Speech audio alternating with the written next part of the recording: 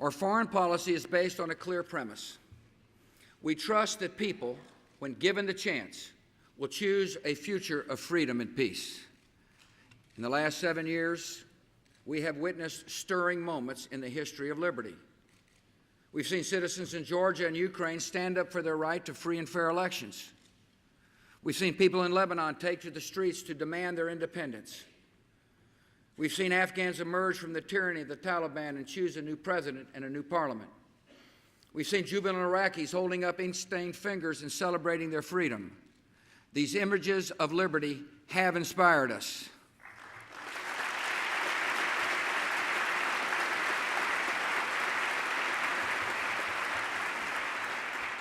In the past 7 years, we've also seen the images that have sobered us.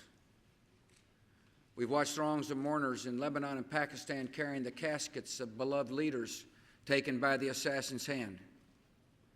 We've seen wedding guests in blood-soaked finery staggering from a hotel in Jordan. Afghans and Iraqis blown up in mosques and markets, and trains in London and Madrid ripped apart by bombs. On a clear September day, we saw thousands of our fellow citizens taken from us in an instant. These horrific images serve as a grim reminder. The advance of liberty is opposed by terrorists and extremists, evil men who despise freedom, despise America, and aim to subject millions to their violent rule. The Iraqi people quickly realized that something dramatic had happened. Those who had worried that America was preparing to abandon them instead saw tens of thousands of American forces flowing into their country. They saw our forces moving into neighborhoods, clearing out the terrorists, and staying behind to ensure the enemy did not return. And they saw our troops, along with provincial reconstruction teams that include foreign service officers and other skilled public servants, coming in to ensure that improved security was followed by improvements in daily life. Our military and civilians in Iraq are performing with courage and distinction, and they have the gratitude of our whole nation.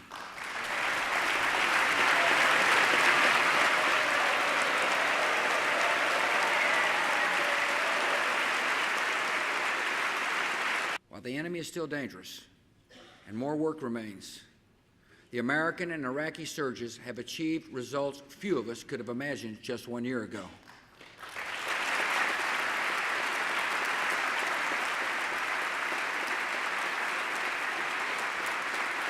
Some may deny the surge is working, but among the terrorists, there is no doubt.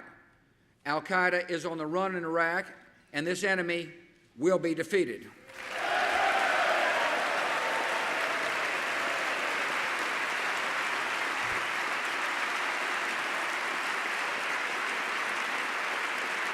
We must do the difficult work today so that years from now, people will look back and say that this generation rose to the moment, prevailed in a tough fight, and left behind a more hopeful region and a safer America.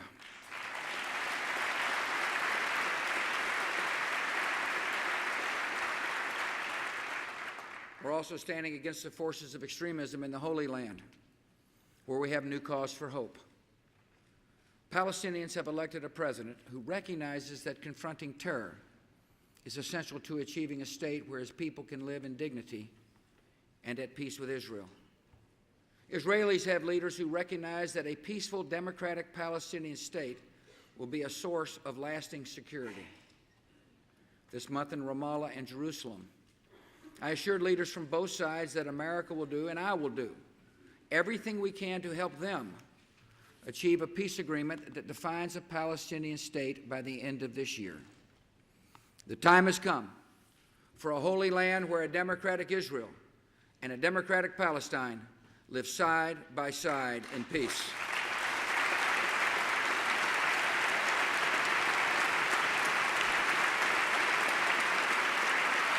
Our message to the people of Iran is clear. We have no quarrel with you.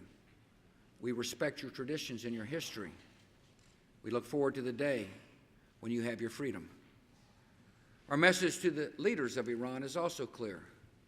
Verifiably suspend your nuclear enrichment so negotiations can begin. and to rejoin the community of nations. Come clean about your nuclear intentions and past actions. Stop your oppression at home. Cease your support for terror abroad. But above all, know this: America will confront those who threaten our troops.